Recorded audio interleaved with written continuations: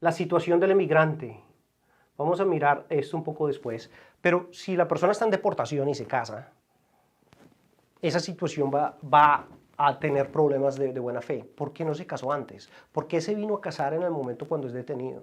O cuando está de pronto en manos de ICE, ¿me entiendes?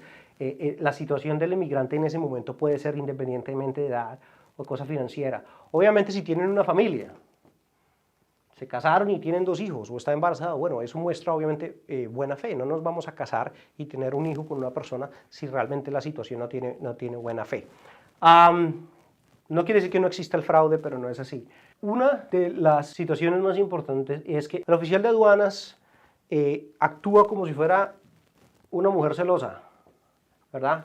Va a hacer preguntas en dónde están, cómo se conocieron, para dónde se fueron, cómo. O sea, realmente el estándar de la ley es tan fuerte que una de las cosas más importantes es la entrevista.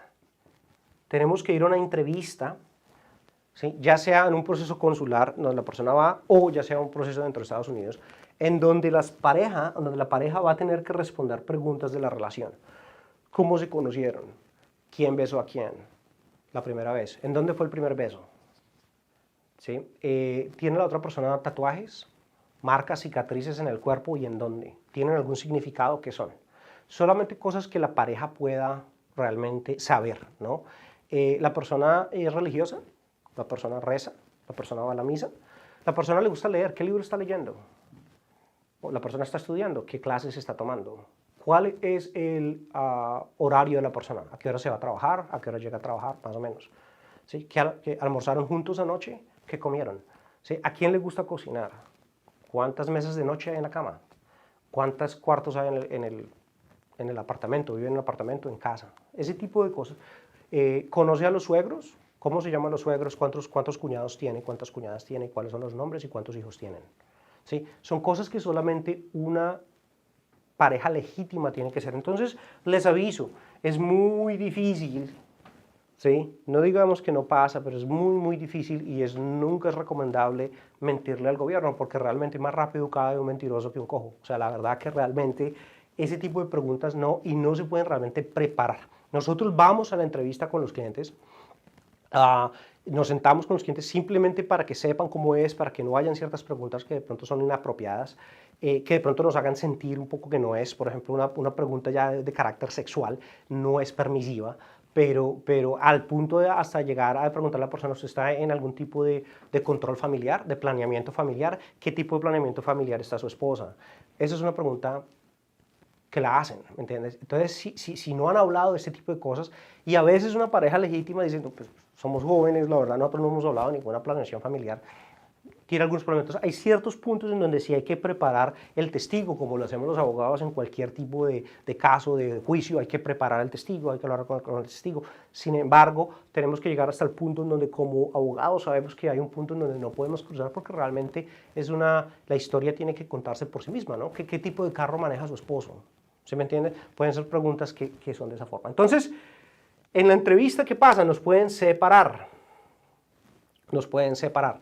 Y ahí es donde nos van a hacer muchas preguntas mucho más estructuradas al respecto de lo que es la petición de matrimonio.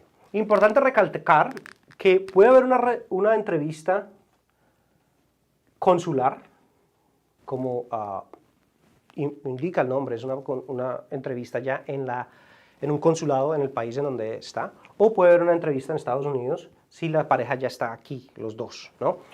En la entrevista consular, usualmente la única persona que puede entrar es el beneficiario, o sea, la pareja, el inmigrante, ¿verdad?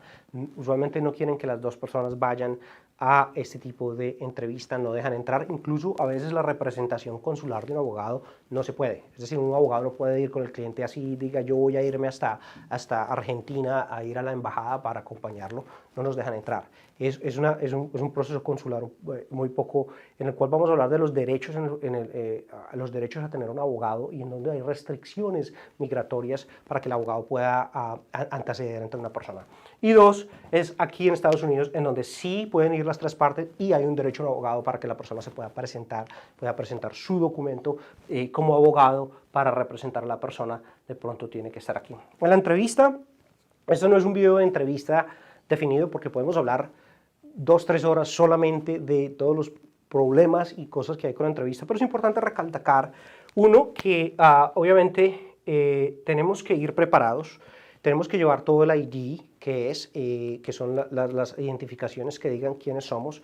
Típicamente toman foto de la persona.